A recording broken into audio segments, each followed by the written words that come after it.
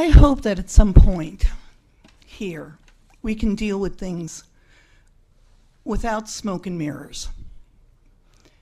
We deal with things as smoke and mirrors when we say, this isn't a tax, we're not raising taxes, this is a fee. That's like smoke and mirrors. Smoke and mirrors is when we say, this doesn't affect small business owners. Okay, but a lot of franchisees are small business owners. That's another example to me of smoke and mirrors. It's smoke and mirrors when we say, we title the bill concerning the recoupment of state costs attributable to low-wage employers. Where's the money going? Into the general fund. We don't know where it goes from there. We just know that it goes all over the place.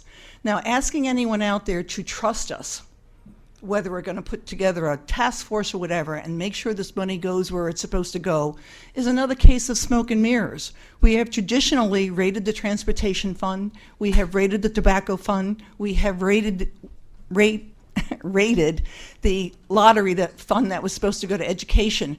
And we're so, I'm going to call it untrustworthy, that we now talk about lockboxes because we won't keep the money where we said it was going to go. Another case of smoke and mirrors. I think that we should get rid of all of the smoke and mirrors that we're dealing with here and put it right out there. People want to raise the minimum wage.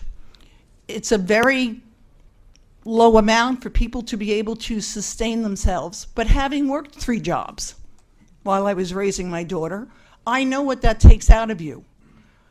But I knew that it was my responsibility to do whatever I needed to do, and I wasn't expecting the government to say, well, you should have a better quality of life at home. That would have been nice, but it just wasn't the way that I was brought up. It was the way that I was taught, which is you support yourself as much as you can.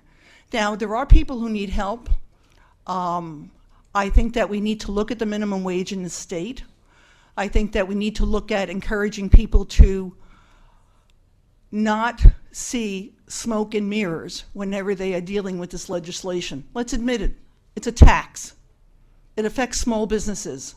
The money's not going to go to the low-wage employers.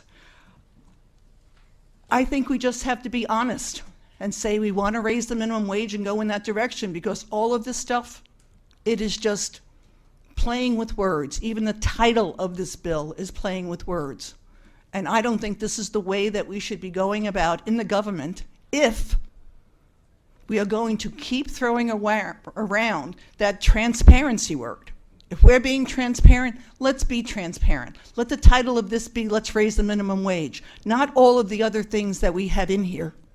So I obviously am not going to be voting for this, and I really encourage the rest of you to look at this and say, no, we should be forthright, we should be transparent, we should not be using these smoke and mirrors.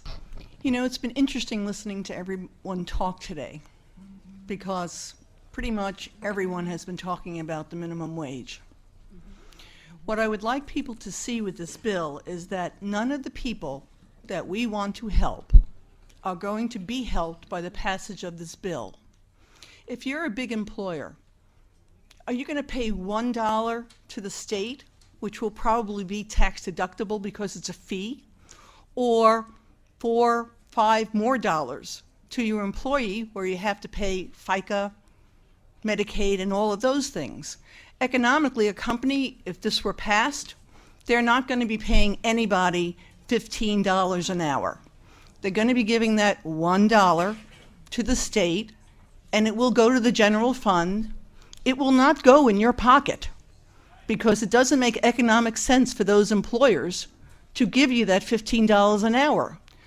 So this bill is not addressing what everyone is talking about. It's kind of a backdoor attempt to say, hi, $1 here or $15 there. I think that we should rethink what we're presenting here. And based upon what most of the people have been saying, or at least some of the people have been saying, let's put something out there that addresses what we really want to address, because this does not help any of those people that are trying to exist on minimum wage. Thank you, Madam Chair.